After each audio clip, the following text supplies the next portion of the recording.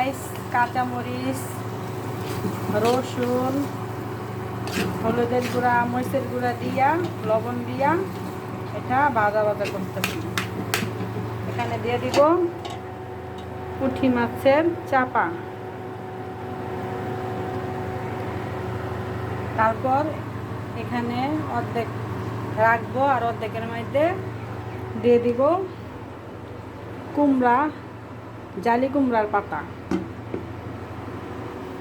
আর অর্ধেক দিয়ে কুমড়া পাতা দিয়ে পুলি বানাবো। এই হলো আমার স্বামীর ফেভারেট জিনিস, ফেভারেট খাবার।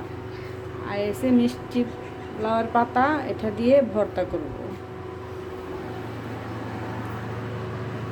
আর এখানে দেখেন মিষ্টি লাউয়ের পাতা দিয়ে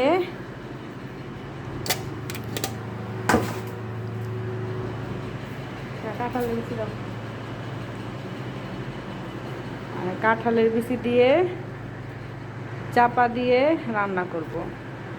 কাঁঠাল আলি আর লতা দিয়ে রান্না করব।